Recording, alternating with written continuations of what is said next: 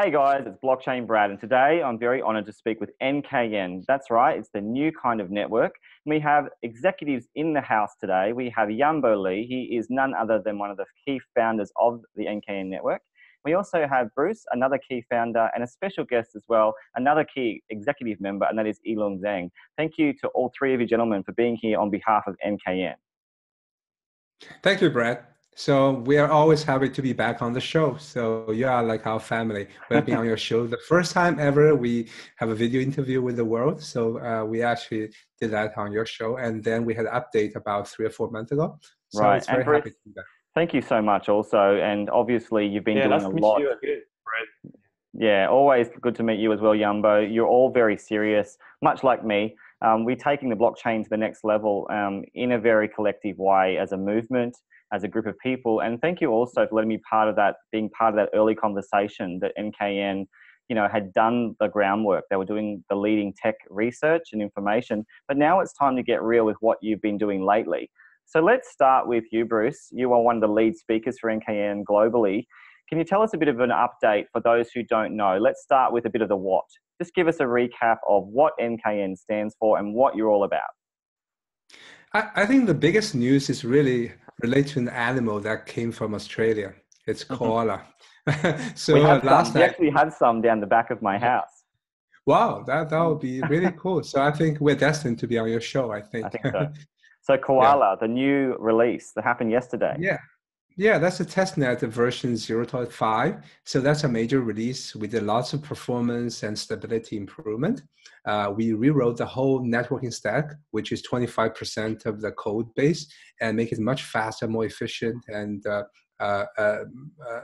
more stable as well. So it's called NNet. We opened it up as a top-level project and repository, and also open source yesterday. Okay. But I think the main thing is really we feel like the community is really getting ready, because now we have lots of kind of actual developers who actually help us build lots of things, modules, applications, dashboards. So we feel like we are not just a team of 18 to 20 people. We are a team of much more than that. All right. Well, let's talk about that. Yambo, if you could help me out. What are the numbers looking like with regard to developers that have really onboarded and become part of this family that you've built? You talk about Koala. Mm-hmm. So obviously community is important if we use that analogy for a moment. Now, how big is the community currently, the developing community to date, and how is it growing? Or is it growing? Yeah, in fact, just like most of the open source projects, the key developer is just a few of them. Normally, just maybe you always say that no more than 20% of developer just contribution, more than 80% they code in there. So we have several key developer here, like Yilong, and also some member in our office. And also recently we have planned to nope some community contributor to be our part-time or even full-time developer in a short time. So that's our plan. Yeah. Right. Well, let's talk about the volunteers as well. So Yilong, I want to ask you, obviously you have a lot of experience as a programmer, developer, you know code. What's the sentiment in the space with regard to feedback in the quality of what you're releasing? Koala is another example of this.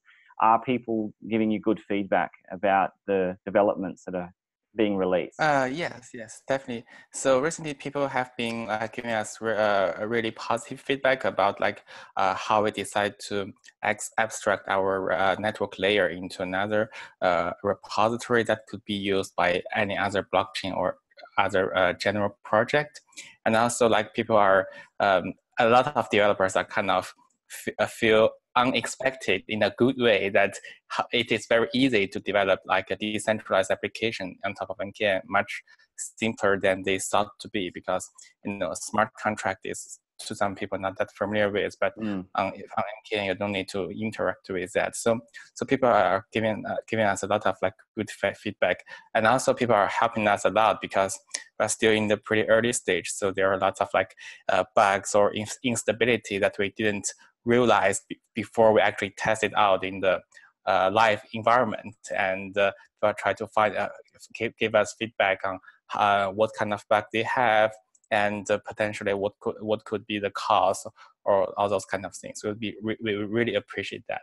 Right. So are you spending a lot of time in the GitHub? Like, do you go in there quite a lot in your work? Yes, definitely. So GitHub would be GitHub is one part. Another part is Discord. So we have a lot of like developers, community developers that talk to us in the Discord community, which is quite active. Right. So I think we got people trying to help us develop like mining related software or plugins or extensions, and also develop like games or other applications, and also other our client in other language. Most of our like communication are on Discord. Right, and that's what makes this community quite unique, is that a lot of people are contributing voluntarily as part of this crypto community. No doubt you're building your team out, and we will talk about that as well. But Bruce, I want to go to you for a moment with regard to Koala. Can you talk through those people who may not understand the deep tech for a moment? Imagine that they don't. Tell us why Koala is beneficial for the business side, for the benefits of NKN as you progress into your future plan. Right. So I think for any public blockchain project, so the main purpose is really launch as a mainnet, right? So it will become very useful and stable for lots of developers and applications. So the Koala is one of the major steps toward that. So when we released the testnet in June for the first time, a preview, and then we have incremental improvement in Lemur, 0.3 in August. So this is the third major release. So in this release, we really kind of fixed the scalability and performance issues and make it very scalable. So I think at a certain point, we reach more than 4,000 nodes.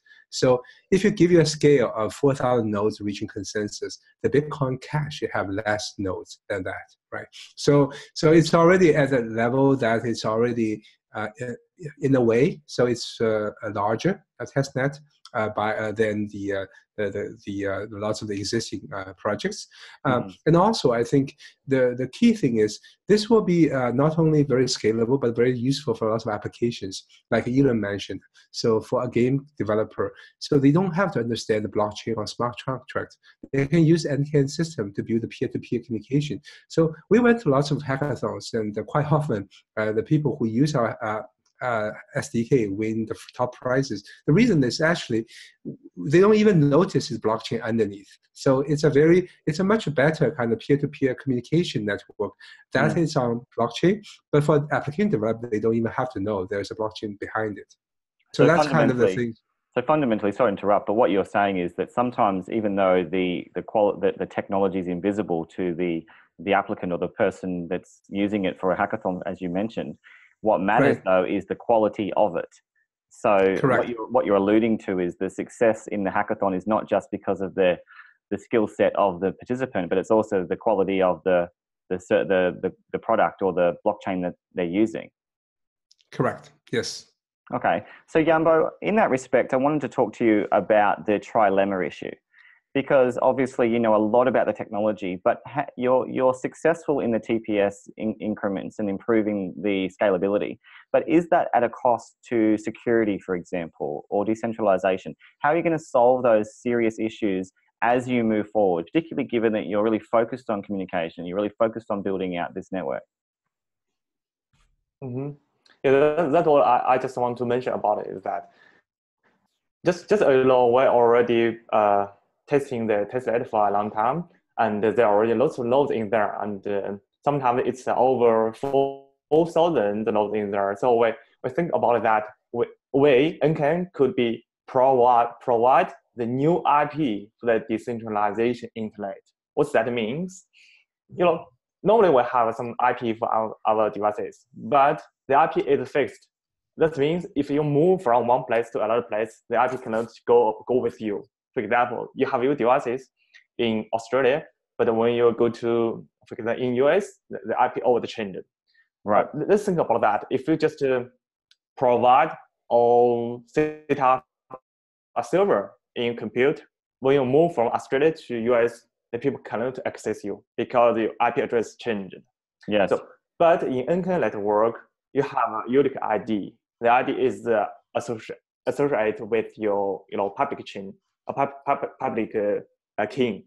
That means it's always bonding with you. No matter you are in Australia or in your US, the server always can be accessed and the message always can communication with your devices. That's a very good point for this. Right. And meanwhile, in current world, we have something like DNS. DNS could be associated with the IP address. That if you move in, the DNS still can be location the server with even the IP address is changed. But the DNS is still on some centralization servers in there, which means DNS always have some problem. It's either to be blocked or either to be attacked. But on a blockchain or network system, the DNS is enhanced by all of the nodes, all of the words. So that's very security in there to make sure the ID is unique and can go with you. That's one benefit in there. One of the key features of NKN, from what you're saying, is that you have this ability to be almost interoperable, whereby you can have a connector between different nodes to facilitate the building out of the actual network, so it's not direct from one node to the other. Is that what you're saying? I think his network got a little bit lag. So I can explain this part in a really short sentence. So what Yanbo is saying that basically I can reach you no matter where you are. It's basically like which computer are you using, or you're in US, in Europe, or in China, or whatever you are.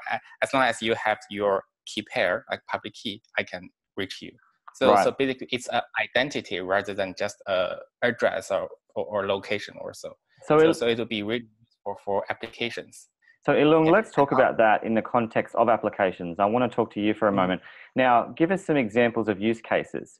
And then I'm going to go across and ask Bruce about the business side. But your experience in this, what's the benefit of having this network so that it is so vast?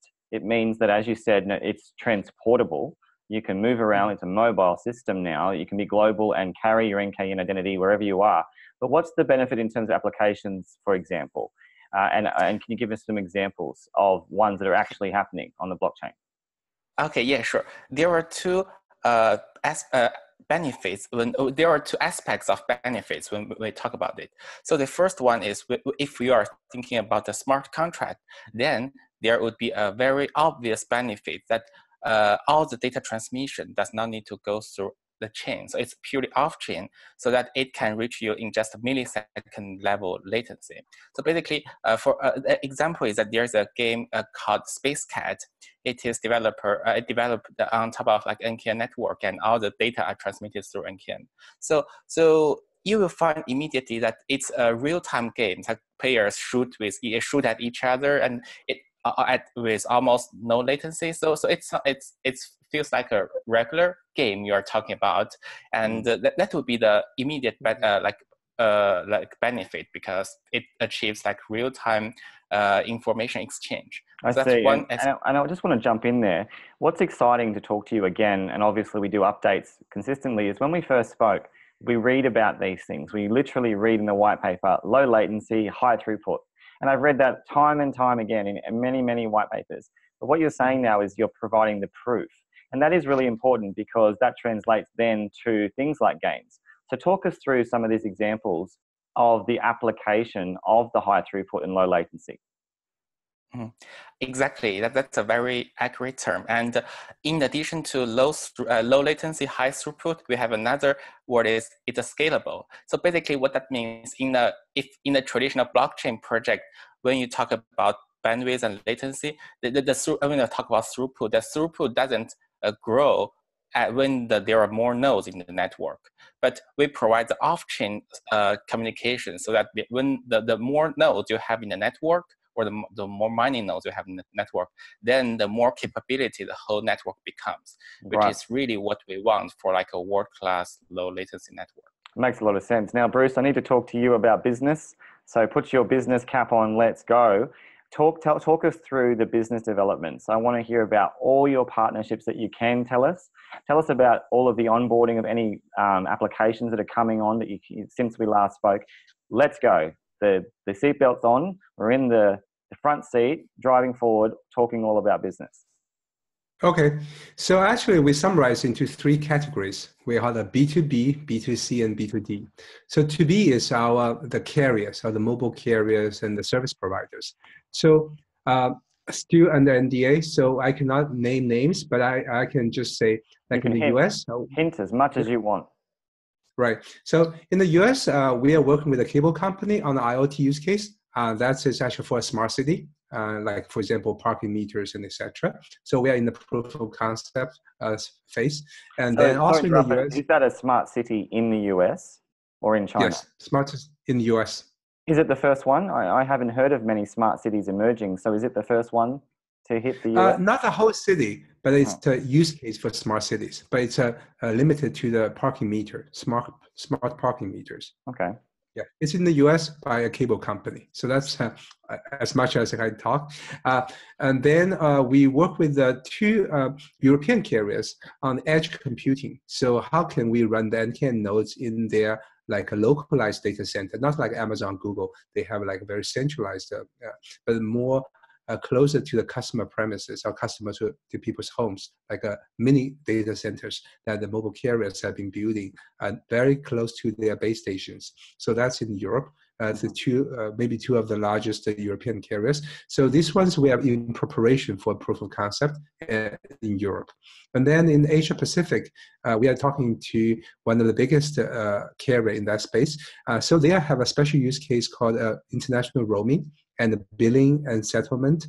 So it's very inefficient today. So the roaming carriers from Australia to Philippines, they probably send a large amount of data by FTP every month, and then they try to crunch the number. So there are lots of fraud and inaccuracy because of this kind of offline kind of resolution of the billing. So we think our technology can be used to do almost instantaneous kind of roaming agreement and billing settlement. So that's for the B2B part. That's a big deal. Can I just ask you on that note before we go to the next one? You're not talking about small businesses here, Bruce. You're talking about big ones. Have you signed any contracts yet with any of them, or are you in the process of making the deal happen? Yeah, I think with the larger players, they tend to take a little bit longer time, but I think the reward will be also bigger. So we are quite patient to start with the proof of concept and work with the kind of the labs. They always have like a pre-approval, a technical approval kind of process. So by working with a pilot project in one of the markets, for example, in one country or in one city, and then from there we build the confidence and then go to the next level. So typically with carriers, it does take a longer time, not like you can flash a contract in 3 months. Sure, and I don't mean to sort of push too much. Obviously, not to FOMO the NKN project. But let's move on to the next aspect of the partnerships. What was the next group that you want to talk about? So the next one is what we talked about B2B. So next one, the B2C, how the consumers can benefit, right? So, and the last one, the B2D, how the developer can benefit. So I think I'll let Elon talk about the two developers, and he already covered a lot. So to the consumers, there's a few propositions. One of them is really, we want to make sure that normal people can actually help build out the NKN network and do mining and actually have some financial return from it. So the reason is, in the ideal world, we don't have just 3 carriers or mobile operators in Australia. We want hundreds of, if not thousands of people providing kind of small networks on their own. And then federated together on top of NKN, we can actually build this new network. So even though that sounds like far-fetching, but actually if you look at our public testnet, it's already kind of partial reality. So the 4,000 nodes we reach, out of which only 240 are run by the project, by our team. So wow, so the rest that's quite decentralized in that respect. It's more than 94% decentralized, run by community. And if you look at our global map, it's everywhere. So it's not even like a just developed world or just US or Europe. So they're everywhere. So I think that's kind of something we're really very happy to see. And also because a crypto, it has the speculative part, but you also have the strong incentive, right? So for people to run the mining nodes, they actually really contribute to the bandwidth and the connectivity for the whole network. That's exactly what we want to have, right? Because if I'm an application, if I want to use NKN network, but there's no net node to relay my traffic, it's not a useful network. Or only if the team is relay the traffic for you, it's not a real project. So with this kind of public testnet, we are very happy. So the applications, they do see the value that the application will be able to run really fast, efficiently on this public testnet from day one, which is run by the community. Right. Well, I want to talk to you about revenue, because when I hear the word decentralization, especially 100%, I worry straight away about how that company is going to survive in terms of sustain its own revenue and continue forth. Can we talk about that? How are you going to generate income as a viable startup that wants to obviously sustain itself and move on to the next level and allow your token to become a utility in the real sense? Right. So I think I can take on this one. So for example, for the mobile application, right? So the developer today, if they want to do a new version, a decentralized version of Facebook, so they can save lots of cost by renting the Amazon Web Service machine or Google Cloud machine, right? So that money they can use to purchase the amount of tokens, so they can actually run the software on top of the NKN network, right? They don't have to use a server. So that's kind of the one revenue we can foresee. And for the carriers, so for example, the roaming case I talked about, so our business model is really a commission. So if we transact $100 of roaming agreement, then we'll take, for example, $1. So because of the global roaming, the revenue is really huge. So even a small percentage will have a very healthy revenue for our small company. So like you said, so the last year, crypto project is speculation. The coins will pay for everything, but not anymore. So that's the reason we also created a for-profit startup part of it. So run like a normal startup and generate the revenue from the mobile application companies and also from the carriers.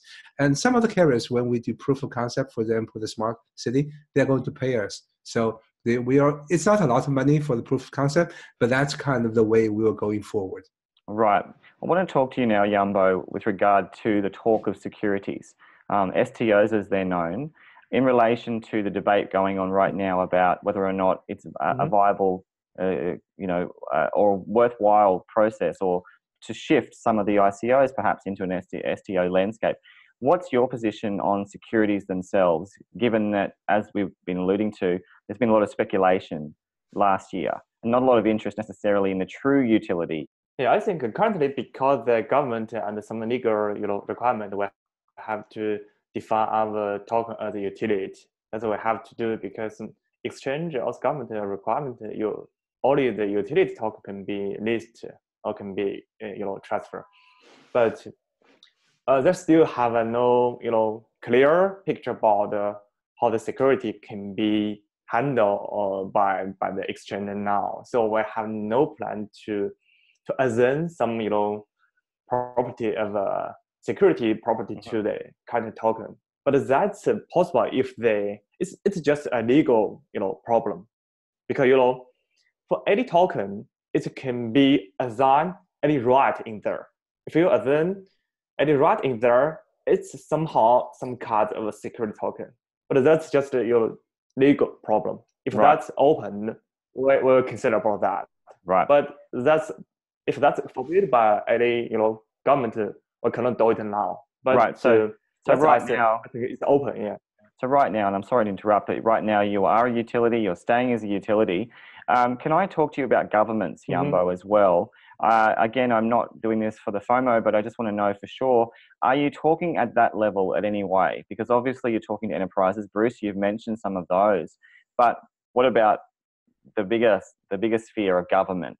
Are you in that space having discussions to really build out this network country by country or state by state, or in any sense, are you having discussions with the kinds of players that can really move mountains when it comes to the top-down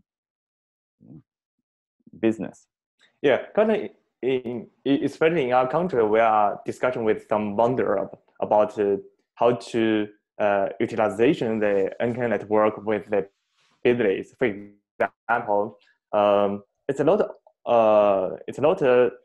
just government, but some business vendor, they want to integration their currently business model with our network. For example, they have some commercial to buy something, but they want it automatically to be operation on the Ziphen net in your Ziphen. So there were discussion about is there any possible to just not set up the server, but develop some application in terminal and also in the Ziphen side to collect them to do some payment. And in the payment process, they can use the NCAN token in there.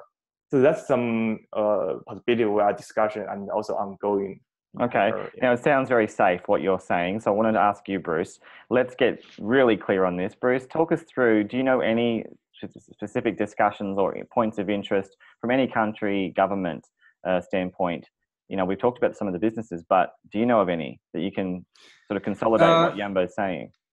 Yeah, from a country point of view, we are going to actually meeting some government officials from one of the APAC countries which are leading in this space. So that's also the same country where that this local carrier, which is not local actually, has many companies in different countries.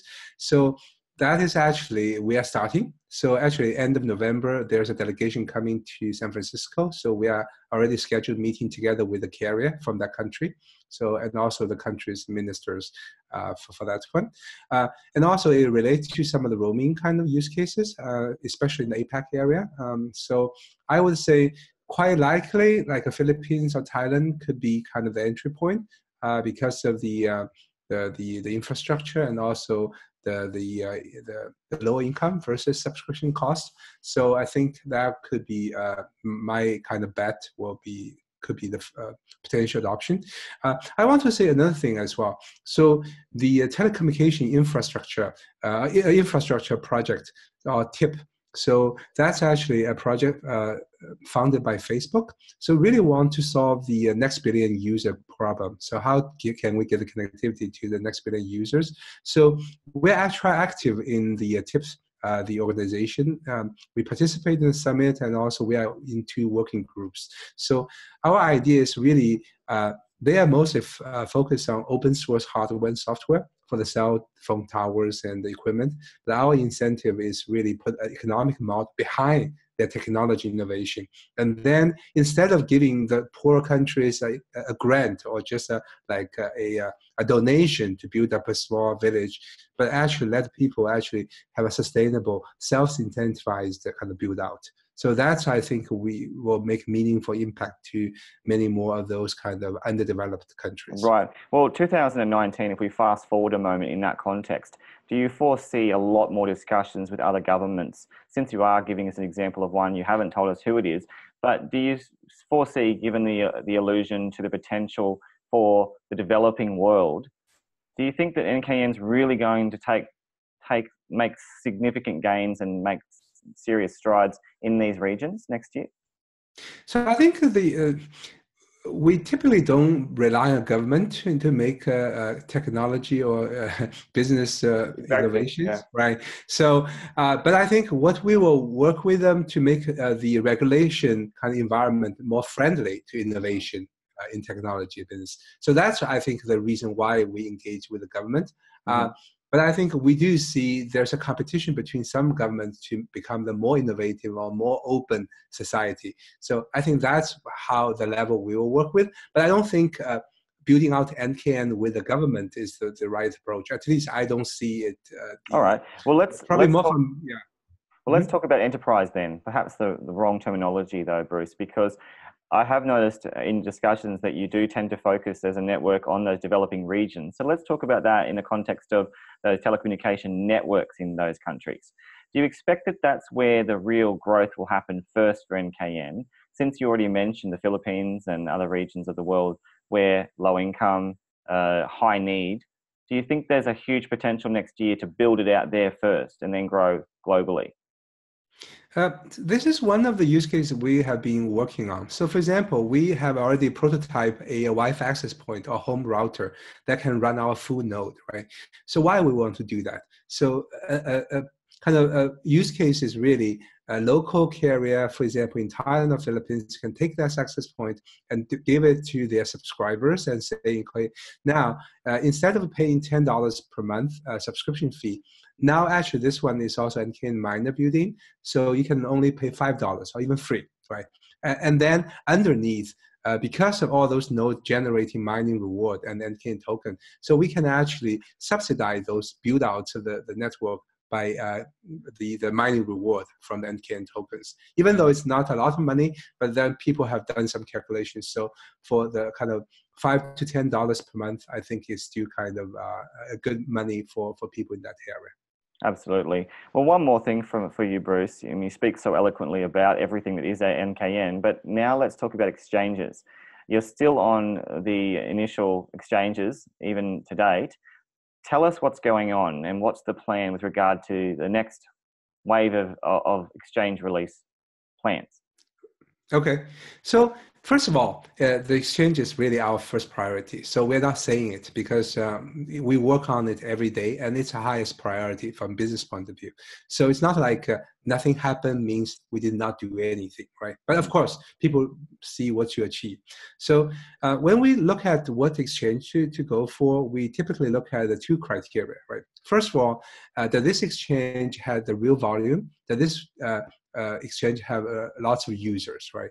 The secondly, is that safe enough? Does it have a security or the user experience our user will benefits? So those are the kind of main consideration. So if you look at what we have already, so we're on Gate.io. So people might think, okay, Gate.io is kind of small. If you look at CoinMarketCap, it's the ranking is low, but it's not exactly true. They are one of the very honest exchanges. And if you look at the research report by the the blockchain kind of transparency institution, so if they get rid of the fake traffic and they have the ranking in the top 100 exchanges, so Gate is like 11 or 12, right? And then you have the Coinbase, you have Binance is clearly the number one. So then actually your selection becomes smaller, right? So we want to have some exchange have larger volume than Gate. And also, it's reputable and accessible. Like, for example, it's impossible to get into Coinbase today, right? I mean, everybody dreaming about getting into Coinbase, but it's not realistic. And some of them are only for futures, like BitMEX. So the list gets even lower. And all of those, the one remaining, that's actually substantial and meaningful for NKN. We're working with in different capacity. So we work with their listing department. Typically, we're quite further along in the process, and we give them regular updates, and they actually ping us and provide additional details, do legal opinion. So I think it's not like we didn't work harder, but it's more like the overall listing has slowed down quite a lot since. Right. Well, Bruce, I understand what you're saying, but I'm now going to switch my brain into the speculator, for example, and represent them, because there's a lot of people who have put their money into NKN. So for them, what they would say is it's just not enough information, perhaps, with regard to how much you've actually disclosed about the exchanges. So I'm going to push you a little bit on this one. Can you give us a little bit more direction on the kind of exchange you are thinking about? Because it sounds like you're having discussions now. Are you really clear on the prospects of listing on another one soon? I cannot comment on the timing, but I would say we are very much further along in the listing process. Okay. So we are if it's 100 meters sprint, I think it's the last 10 meters. Okay. Basically. Well, I think you've answered that. So I'll expect some things happening, hopefully within this year, but certainly the speculators I can feel them in the, whispering loudly, or if not, really wanting to know exactly what's going on with that. Now, let's talk about incentivization. You were talking about this before, so I might talk to you, Yambo, for a moment. You've been quiet. Is there anything else that you'd like to say with regard to why someone should use the network? Because I really want to push that forth, because we've now in that discussion of using blockchains, not just buying tokens for their immediate value or store of value. Why would someone want to take part as a user, not just the business? Yeah, that's what I just want to talk about. Yeah, well, I already talked something in the beginning. It's about that the NKN could be provide the unique ID in there that you can convenient to set up your server for every people without to set up some server in there. So that's one thing. It's very convenient. Also, the collection is very stable. What that means, if you just connect with some server, if the server is down, another one can set up at any place. You can get access to such a server. The server cannot be blocked, cannot be cannot be just disappearing. It's always exists in the network because the network is always the connection in there. Mm-hmm. And the third one is that it's kept good about the privacy. It's very easy to set up the peer-to-peer encrypt in there without any third-party trust. Currently the CA or some DNS is depend on the third party, but in the peer-to-peer communication, it just exchange the communication and exchange the key between you two. So you don't need to add a third to be a trusted one. So that's very keep your privacy and security. So that's I think the three things which gives the NK is very community in there. Except that, we also have something I want to mention is that NKN could be provide the network service for the apps. The network service include two things. One is that establish the network connection. That's one thing. Another thing is that transfer or transmit the data through these two. So NKN could be establish the connection between each other, even they are behind the NAT. Those node or devices, they have no public IP address. Just behind some firewall or behind some subnet in there. But NKN could be established the terminal in there to make them get the connection. Besides that, NKN also could be transfer or transmit the data for them. And one big thing is that we're thinking about is that for such an application, there are just a development based on the NKN. But when I think about that, there are nodes of application existing in current internet. So can we do something for them? So that means that we can compatible with the currently web application in the network layer. Which means, that's a for really example, for some for some IM, just like Gtalk or some Facebook message, they have been used the XMPP protocol in there. But we can support the XMPP protocol in our network layer. That means your Gtalk or some already existed application can communication through the NKN without any server built in there. Right. So you can do it in a serverless way. Yeah. So what you're saying is you technically could port a lot of that across. If because of that compatibility feature, you could actually bring the current world, in this respect, the technology into NKN. Yeah. So one example, today we support this NKN protocol, right? But you can, for example, we intend to support HTTP protocol, which means I can host my website on my own browser, and you can directly browse my web browser without I hosting on anywhere, right? So and because we have compatibility on the protocol layer, your browser do not need to change. So actually, there's no porting effort. So that's kind of things we try to work on, that even with your normal Chrome browser, you can actually run on top of NKN without changing the Chrome so browser it's itself. portless, you don't need to, but it is serverless. What does that mean, though, in terms of the potential of the network itself, though, Bruce? Because if that's possible, where you can utilize HTTP, for example, what does it actually mean for the potential of this whole economy that you're building?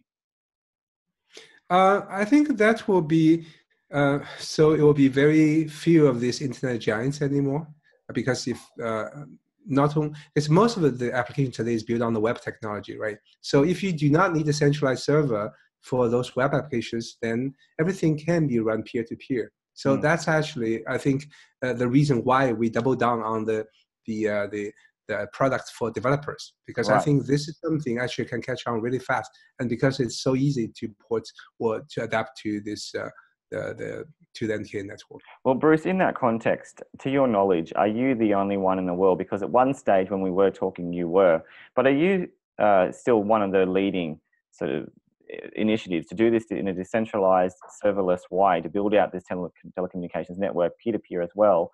Is there anything out there that's a true competitor in the decentralized sort of mindset?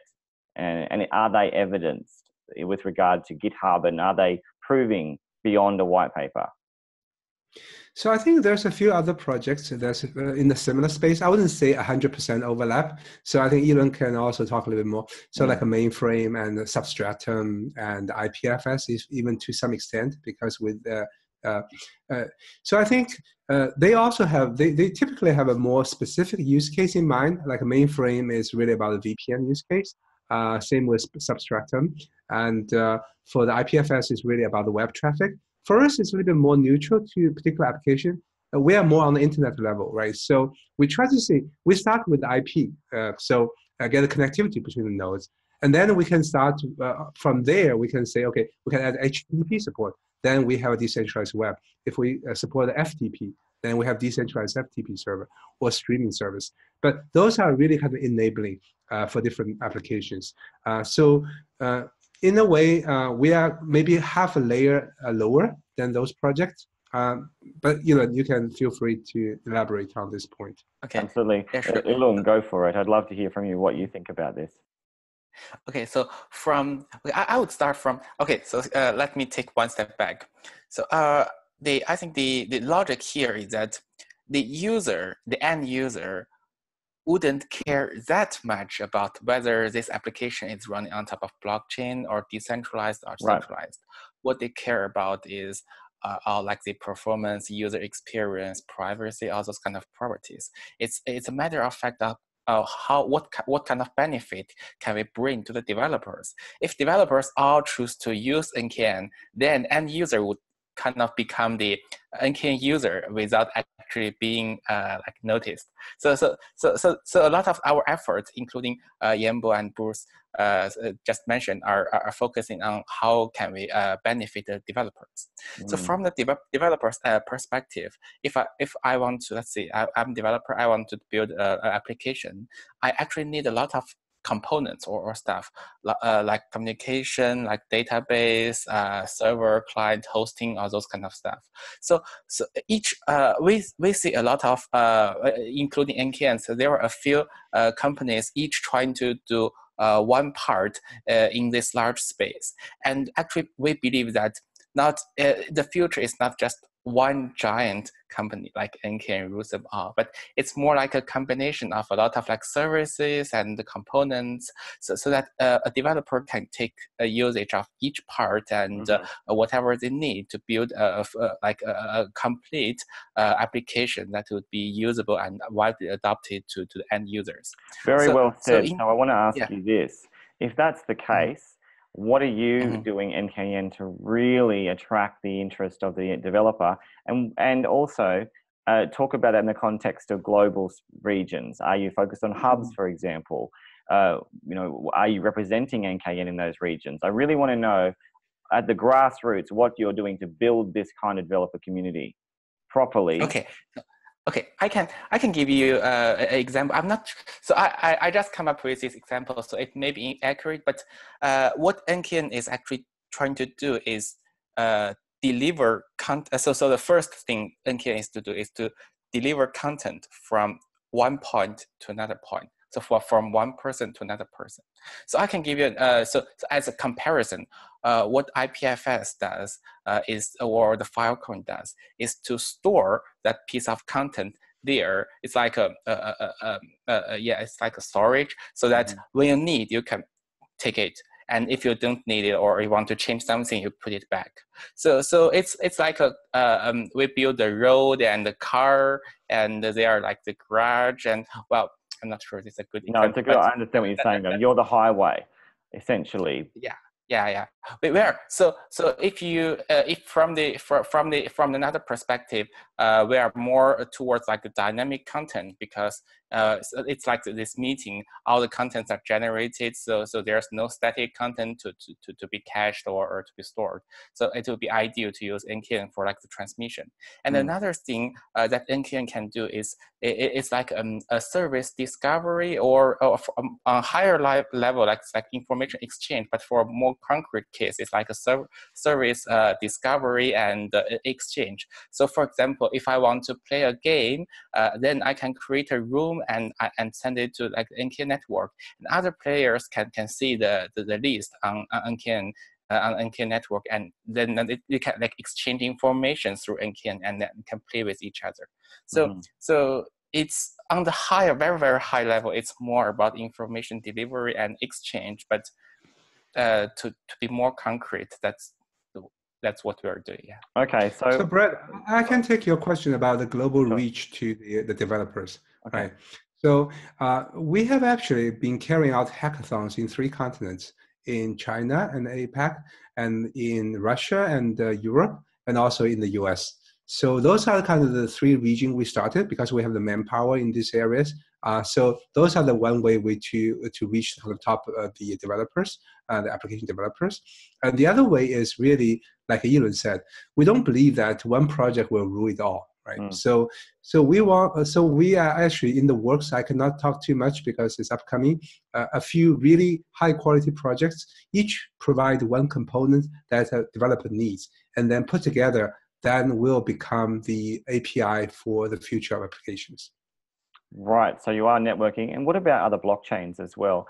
Inside the crypto sphere and blockchain sphere, are you currently forging any partnerships to develop the kind of benefits of different parts? Yambo, perhaps you could answer this. When you're at conferences, for example, you're talking and networking with a lot of the different CEOs. Is there any plan into blockchain discussions to translate into real partnerships? Yeah, we're just talking about how to attract the developer to our platform. And one more thing I want to say is about that. Yeah, our platform is NKN is not only network platform, it's also a blockchain system. So that means if they have some server or application they want to do some payment in there, it's very easily to be integration in the system without to access any other system in there. But that's not mandatory, but they can use it because when you develop something, you always help that you can do something very simple in one place. So that's also a benefit for them. You just mentioned about that we cooperation with other projects to do something.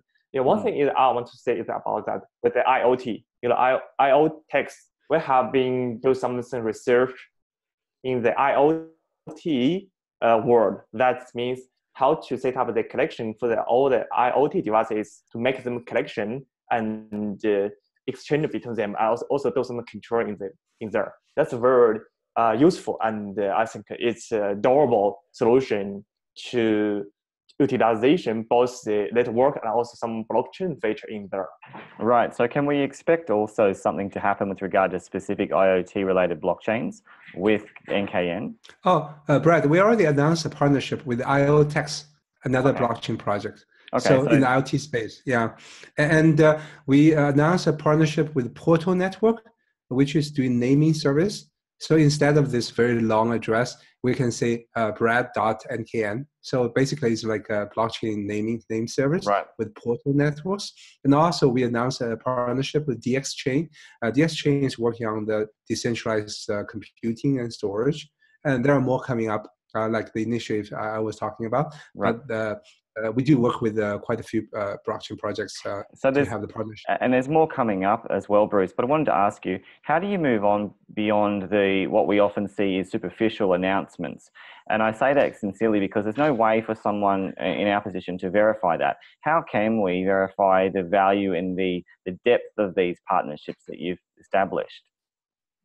So that's the reason we didn't announce a lot of partnership, right? Because we know it's easy to do fluffy partnership. So a concrete example is IoTeX.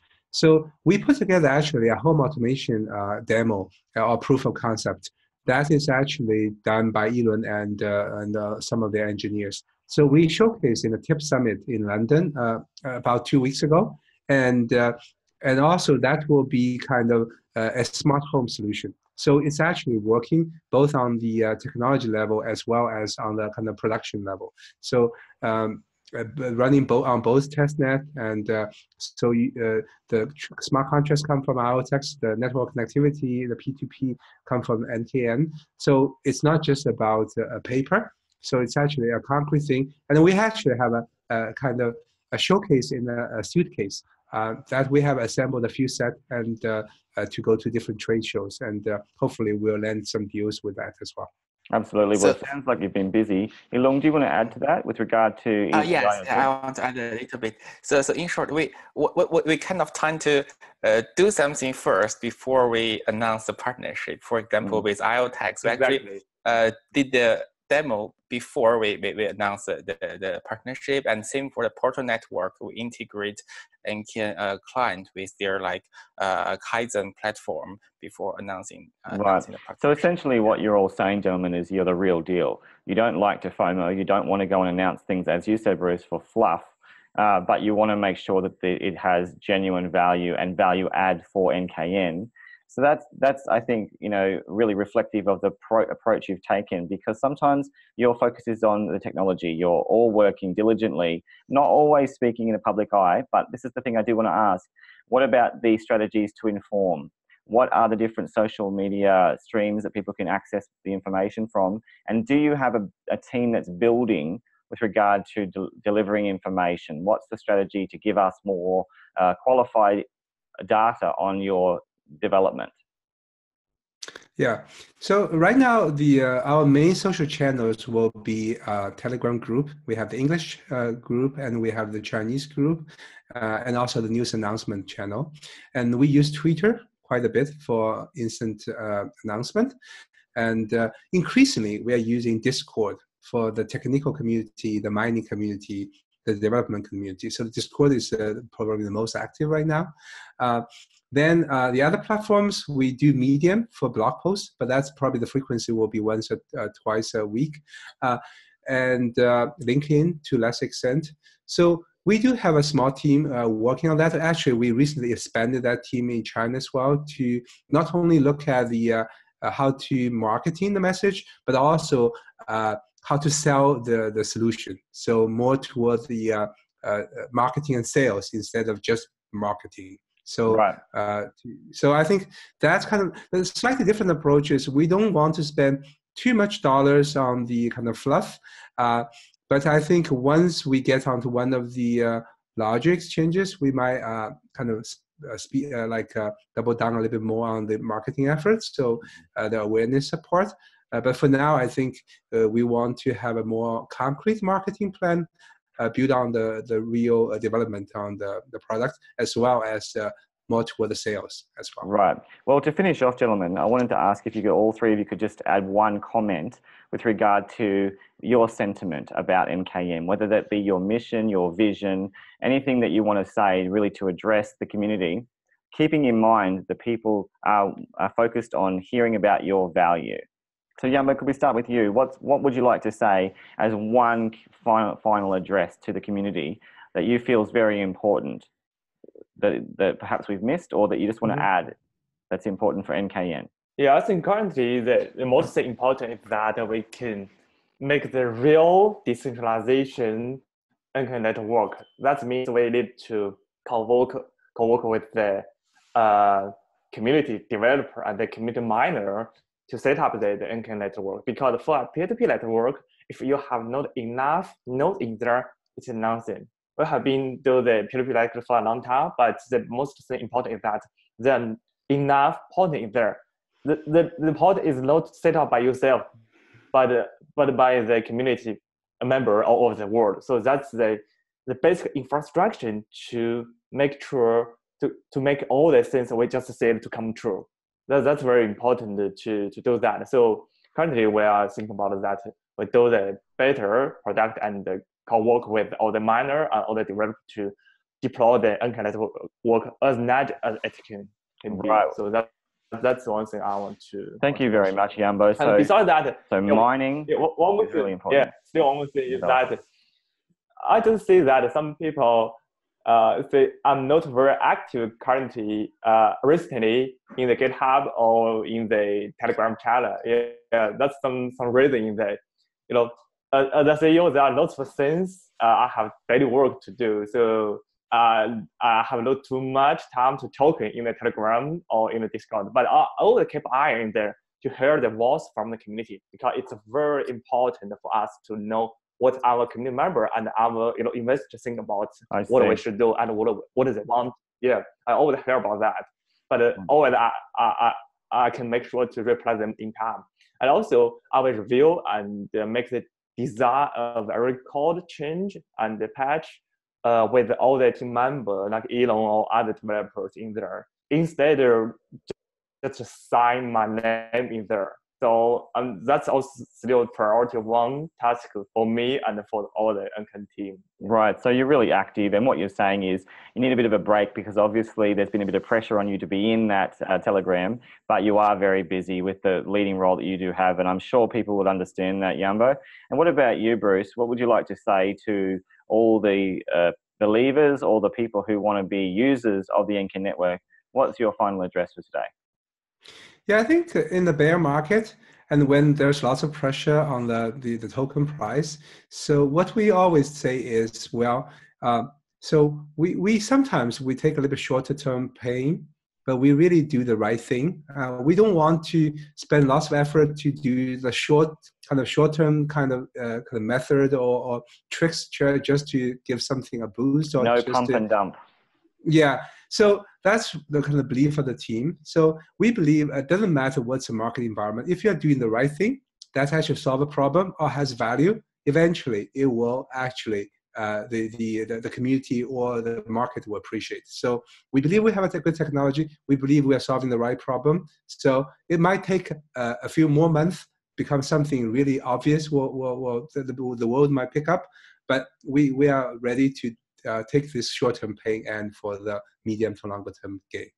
Absolutely. Well said. Thank you very much for your time, obviously, Bruce. And what about you, Yilong? It's been a pleasure to meet you and have you here as one of the representatives of the GitHub and of the tech side.